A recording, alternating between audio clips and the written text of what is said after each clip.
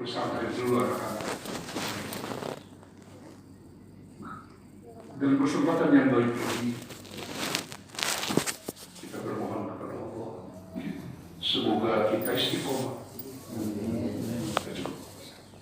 Istiqomah di dalam melaksanakan ibadah kepada Allah Subhanahu wa Ta'ala, dan terutama kepada teman-teman para guru-guru kita, Ustaz Kang Jajat dan kawan-kawan. Semoga wasilah subuh yang dilaksanakan setiap Sabtu pagi, Allah berikan kesabaran, ketabahan, dan istiqomah. Karena tanpa sabar, tanpa istiqomah, tidak bisa berjalan ini, tidak bisa berjalan. Tapi saya lihat alhamdulillah, teman-teman semua para pengurus wasilah subuh istiqomah. Berapapun adanya para jamaah tetap dilaksanakan setiap Sabtu. Istiqomah, kalau dalam bahasa Arabnya istaqoma yastaqimu istiqomah, artinya jejak, kata orang Sunda ya. Apa jejak, tegak, lurus gitu ya, istiqomah. Atau kalau dalam bahasa yang lebih luas lagi, orang itu istiqomah jadi berarti punya sikap teguh, berpegang teguh kepada Allah dan Rasulnya Nabi Muhammad SAW. Jadi apapun resikonya yang diperintahkan oleh Allah dan Rasul, itu dikerjakannya dengan resiko apapun. Itu orang istiqomah. Bahkan oleh para ulama, istiqomah itu digambarkan orang yang istiqomah berpegang teguh kepada Allah dan Rasul, melaksanakan al-haq, melaksanakan perintah Allah dan Rasul, itu digambarkan seperti karang di tengah-tengah lautan. Ini lautan, gitu ya, lautan ini ada karang dari berbagai arah. Itu ombak menghantam ini karang, tapi karang ini tetap diam di tengah-tengah, nggak goyah, nggak pindah, nggak rusak. Itulah gambaran orang yang istiqomah, kata para ulama. Jadi orang yang beristiqomah itu terus aja, ya, dipengaruhi inilah, dipengaruhi itulah, diejek lah, dihina lah, bahkan mungkin diancam. Tetap dia istiqomah melaksanakan perintah Allah. Wasilah subuh yang kita kerjakan, silaturahmi antar masjid, antar musola, ini luar biasa kalau menurut saya. Amal soleh yang amat sangat luar biasa kalau ini kita kerjakan dengan apa? Dengan niat ikhlas, dengan niat mengharap ridho Allah, ya, insya Allah orang-orang yang istiqomah udah banyak jaminannya. Dan orang yang beristiqomah itu adalah orang-orang yang bertakwa kepada Allah Subhanahu wa Ta'ala. Para jamaah yang Allah muliakan, bagaimana kita sebagai orang-orang beriman sekarang, begitu mudahnya ya, begitu mudahnya dipengaruhi oleh berbagai macam rayuan, oleh berbagai macam ancaman mungkin barangkali. Ada yang dirayu dengan uang, ada yang diancam dengan dipenjara. Ya kalau orang istiqomah ya nggak apa-apa, gitu ya. Orang istiqomah ya tetap melaksanakan perintah Allah, mengerjakan perintah Allah, mengikuti Nabi Muhammad SAW. Cuma sayang kan, orang yang istiqomah ini dituduh radikal, iya kan? Masya Allah, dituduh ekstremis gitu. Wah ini macam-macam. Ya memang itu orang-orang munafik gitu. Orang-orang yang anti Tuhan itu, orang-orang komunis, memang begitu dia. Memprovokasi, wah itu orang ekstrim tuh, jangan diikutin. Wah itu orang-orang provokator, katanya orang-orang radikal, orang-orang kadrun, katanya. Ini Masya Allah ya. Luar biasa tuduhan kepada orang-orang yang istiqomah. Guru-guru kita kaum muslimin yang melaksanakan amar ma'ruf nahi munkar, menyuruh orang berbuat baik, melarang orang berbuat dosa, itu dianggapnya ekstremis. itu beliau para ulama yang mengerjakan amar ma'ruf nahi munkar itu sesuai dengan perintah Allah. Maka kita ini perlu istiqomah, perlu tetap bersikap berpendirian, berpegang teguh kepada apa yang datang dari Allah dan dari Rasul Nabi Muhammad SAW. Siapa itu Ustaz yang berdoa Allahumma arinal haqqa itu? Siapa itu yang berdoa? Sahabat Nabi Sayyidina Umar kalau tidak salah. Iya. Nah, itu beliau berdoa begini para jamaah. Allahumma arinal haqqa warzuqna ittiba'ah. Gitu ya. Ya Allah, perlihatkan kepada kami al-haq, kebenaran. Bahwa kebenaran itu betul-betul nampak pada mata kami. Dan berikan kami rezeki untuk bisa mengikuti kebenaran itu. Terus lagi, wa arinal batila warzuqna tinaba. Ya Allah, perlihatkan kepada kami kebatilan. Itu perbuatan batil, itu perbuatan zalim, itu perbuatan yang dimurkai oleh Allah. Tolong perlihatkan kepada kami. Dan tolong kami beri rezeki untuk menjauhi dari orang-orang yang berbuat zalim, dari orang-orang yang berbuat kebatilan, dari orang-orang yang berbuat kezaliman, kejahatan. Nah, jadi doa ini mesti kita baca ya. Sebab ini sekarang Masya Allah, udah jelas-jelas itu adalah kelompok golongan yang menentang Allah dan Rasul, yang benci kepada syariat Islam, benci kepada para ulama. Begitu dia disumbang pesantrennya 10 miliar, ledukung akhirnya dia. Kan begitu, tapi begitu kira-kira itu. Ini coba kita kira-kira sekarang ini kan banyak yang menawarkan sekarang kepada para ulama. Dikasih uang 10 miliar, dukung kami. Udah jelas-jelas dia anti-Islam. Nah ini kalau orang yang istiqomah tidak akan mau itu menerima itu. Orang yang istiqomah ya akan tetap di pihak yang hak. Sekalipun resikonya yang nggak ada yang bangunkan pesantrennya, nggak ada uang, nggak apa-apa. Yang kita cari kan ridho Allah. Istiqomah, berpegang teguh kepada al-haq, kepada kebenaran yang datang dari Allah Subhanahu wa ta'ala. Coba ikutin saya.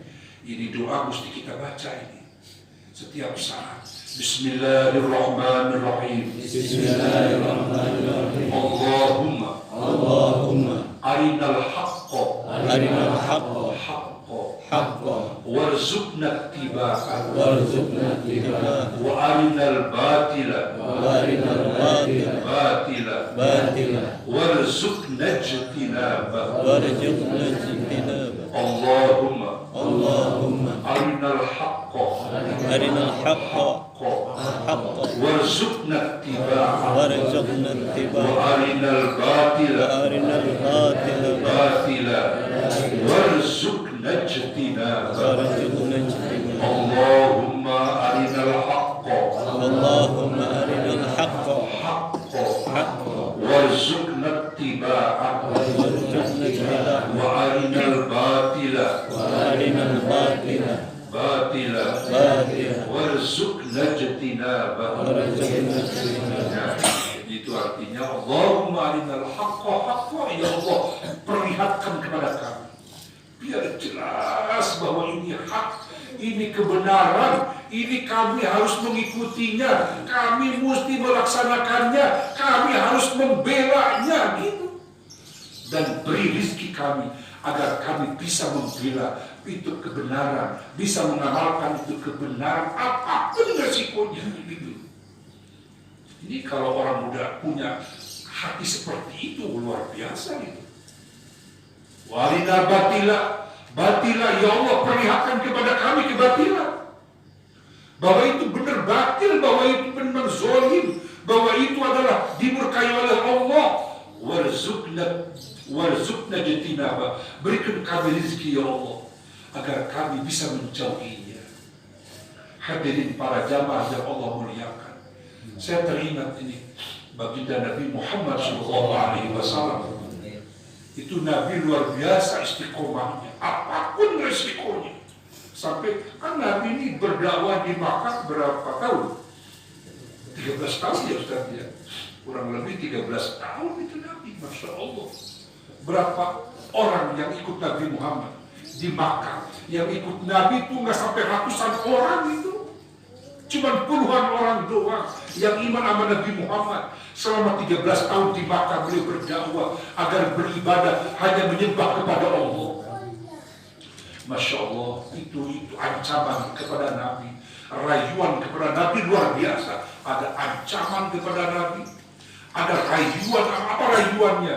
Itu ngomongnya begini tuh orang kafir Quraisy sama Nabi Muhammad.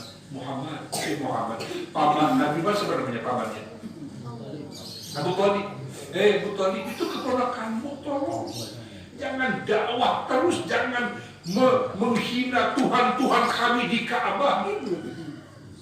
Itu cuma keponakanmu tuh, jangan suka nyuruh azan tuh. Ada azan 5 kali, sama berisik katanya. Dari dulu memang belum begitu orang kafir itu. Nggak senang kalau ada azan. Gitu Pak. Diprotes itu Nabi. Udah coba kalau azan jangan berisik begitu, mengganggu kami. Kami terganggu dengan adanya azan tuh di atas bukit dekat Ka'bah katanya. Jadi kalau nggak berhenti, awas, kami ancam dia, kami bunuh, serahkan kepada kami, akan kami bunuh dia. Atau nggak apa-apa deh, nggak kami bunuh, nggak kami usir, tapi tolong, kata itu orang Quraisy, karena engkau pamannya, tolong sampaikan kepada keponakanmu, mau apa dia? Mau jadi raja dia di sini, kami angkat katanya begitu ya, luar biasa itu. Itu seperti ya, seorang Habib ya, ketika mau mengadakan doa bersama di Monas, apa tawarannya? Udah tuh uang 3-4 triliun pegang sama Habib, tapi tolong besok batalkan. Itu kan sampai hari kiamat begitu ya Pak. Orang-orang berdakwah itu. Tapi kan alhamdulillah kan itu seorang Habib itu nggak diterima itu. Teruskan apapun resikonya. Begitu 212 kalau tidak salah itu. Diuji dengan uang itu para ulama. Kalau Nabi Muhammad ujiannya mau jadi raja di sini, kami angkat dia sebagai raja di sini. Mau harta benda seberapa banyak, kami siapkan harta benda di sini. Atau ingin wanita, kami siapkan dia. Asal tolong berhenti, jangan berdakwah, jangan mencaci maki Tuhan kakek nenek moyang kita. Jadi itu terus diulang-ulang sampai itu pamannya ngomong kepada Nabi, ya Muhammad, wahai keponakanku, tolong engkau berhenti.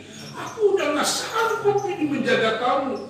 Mereka mengancam engkau. Udah terima aja itu. Kamu mau nggak tuh di sini ditawarkan menjadi raja di sini, menjadi penguasa di sini? Asal berhenti berdakwah. Masya Allah, itu kan ujian luar biasa itu. Atau kalau kamu terus menerus, aku sebagai pamanmu nggak sanggup menjagamu ini. Itu Nabi melongo, kaget mendengar pamannya udah nggak sanggup menjaga sebagai keponakan yang berdakwah, sampai Nabi melongo. Ya pergi itu Nabi. Begitu pergi dipanggil lagi, wahai keponakanku, sini, aku mau ngomong dulu. Kesini, bagaimana? Sampai ngomong begini Nabi, wahai paman, demi Allah, maksudnya orang istiqomah ini. Kata itu Rasulullah, sampai itu pamannya kaget mendengar kayak suara geledek gitu ya. Kayak suara yang luar biasa dahsyatnya. Demi Allah wahai paman, tawaran mereka harta benda, kekayaan, jabatan itu kecil buat saya. Bahkan seandainya mereka memberikan matahari di tangan kananku dan bulan di tangan kiriku agar aku berhenti berdakwah, aku tidak akan pernah berhenti. Apakah aku mendapat kemenangan dari Allah atau aku hancur berdakwah, bagi aku tidak ada masalah. Jadi itu pamannya mendengar jawaban keponakannya, luar biasa istiqomahnya gitu. Sebegitunya beliau diancam, mau dibunuh, mau dihancurkan, dibekot, tapi tetap beliau akan melanjutkan dakwahnya. Ya itu kan uswatun hasanah buat kita ya, contoh buat kita. Mungkin kita mah nggak sebegitulah ujiannya ya. Ya kalau kira-kira kita nih, udah diam Ustaz, nggak usah berdakwah, diam aja udah, saya kasihlah 10 miliar. Udah pindah Ustaz ke rumahnya di Solo, kira-kira gimana kita? Kayaknya pindah Ustaz. Udah Ustaz jaga nggak usah jauh, ada pilihin tiap satu. Dia ngajak orang ke musola, ke masjid. Ini 10 miliar, pindah kayak ke Tasik beliau. Bukan besar kerja di Solo, kelapakan kita di sini. Tapi Nabi seperti begitu. Yang pada akhirnya ini udah, kalau begitu, wahai keponakanku, teruskan dakwahku. Aku semampu akan aku jaga engkau. Yang pada akhirnya aku diancam betul-betul. Semua suku kumpul mau dibunuh Nabi Muhammad. Yang pada akhirnya hijrahkan beliau. Hijrah beliau dari situ. Karena perintah dari Allah udah kamu tinggalkan Makkah. Dan sebelum hijrah ke Madinah, beliau beberapa hari, beberapa malam itu ke Gua Sur namanya ya. Gua Sur itu gak jauh dari Makkah, kira-kira 4 kiloan. Iya, Gua Sur itu.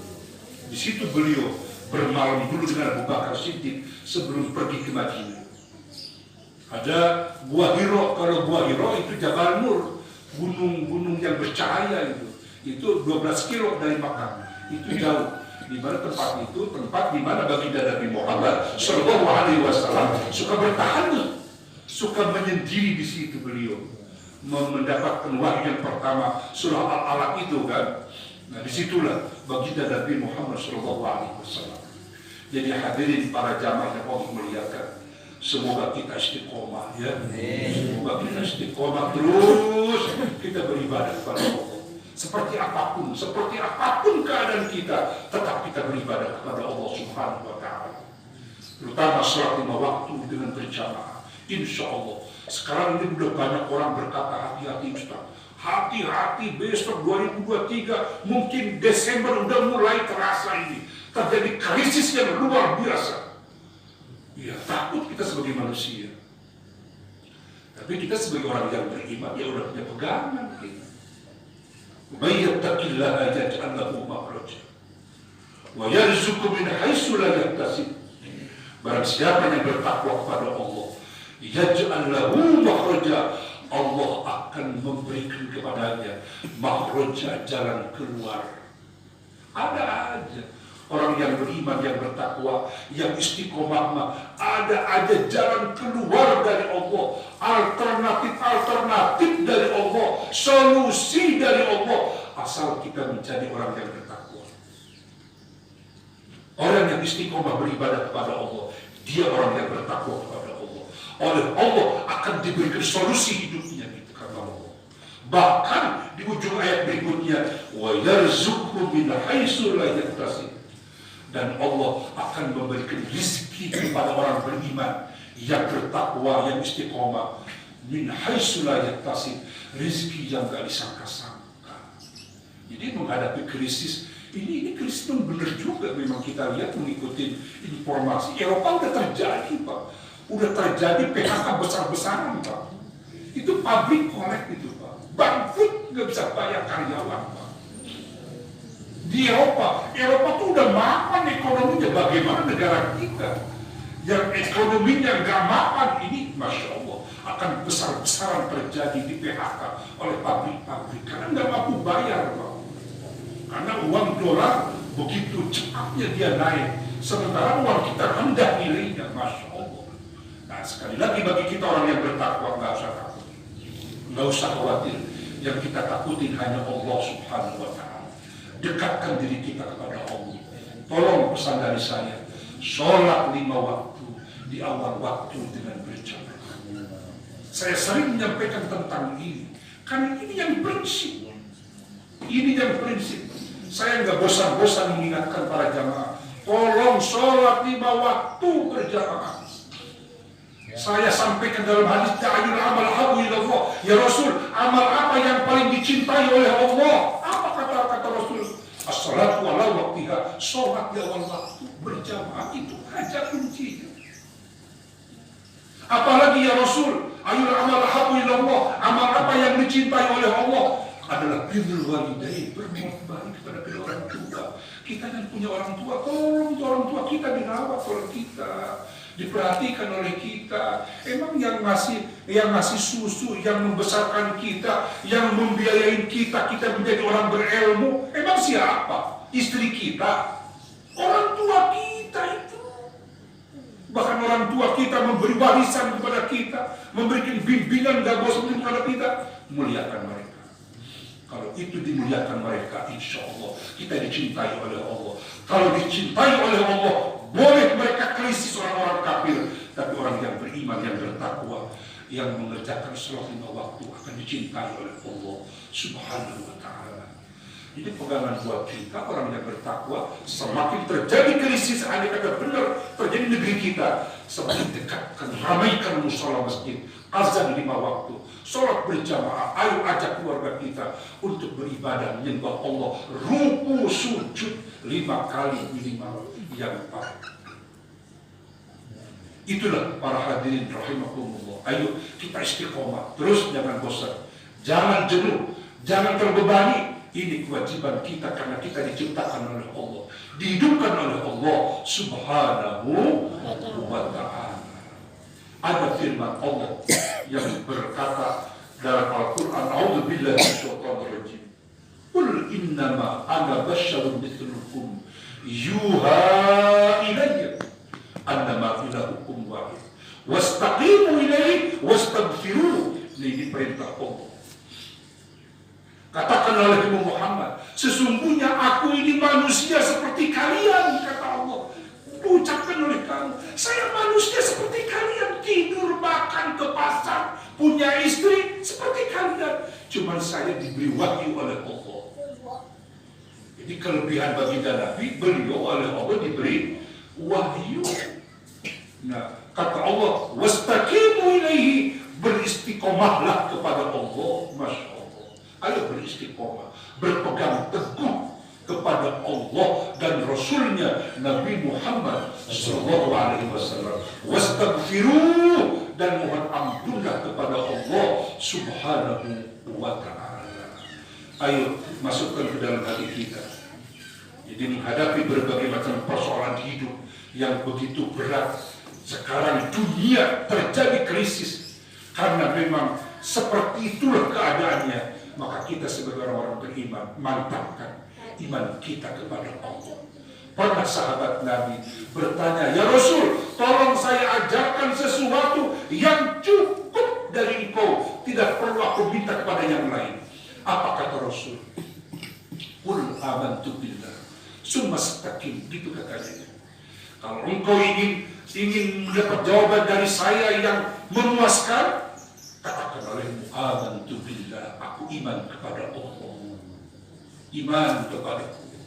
Hati kita kudu ada iman kepada Allah, percaya kepada Allah. Summa istaqim, kemudian istiqomah, jejak, lurus, tegak, berpegang teguh kepada Allah. Cukup, kata Nabi. Iman kepada Allah, istiqomah kepada Allah, insya Allah bisa diatasi oleh kita. Orang kafir, orang munafik, orang musyrik bisa boleh jadi mereka kelapakan dengan krisis ini. Tapi kita orang beriman, insya Allah oleh Allah akan ditolong, oleh Allah akan diberikan rezeki, oleh Allah diberikan solusi buat kita. Insya Allah. Ayo penuhi. Semakin kesulitan hidup ini, terutama kehidupan duniawi, semakin dekatkan diri kita kepada Allah. Istiqomah, berpegang teguh kepada ajaran yang datang dari Nabi Muhammad SAW. Insya Allah, ya, pekerjaan silaturahmi di wasilah subuh ini adalah pekerjaan amal soleh yang enggak boleh berhenti, yang enggak boleh bosan. Ayo teruskan, dawamkan sampai akhir hayat kita, dan kita wariskan kepada generasi berikutnya agar wasilah subuh seperti ini dilanjutkan oleh kita semua. Mungkin itu saja dari saya. Mohon dimaaf. Wallahul muwaffiq ila aqwamit thoriq. Assalamualaikum warahmatullahi wabarakatuh.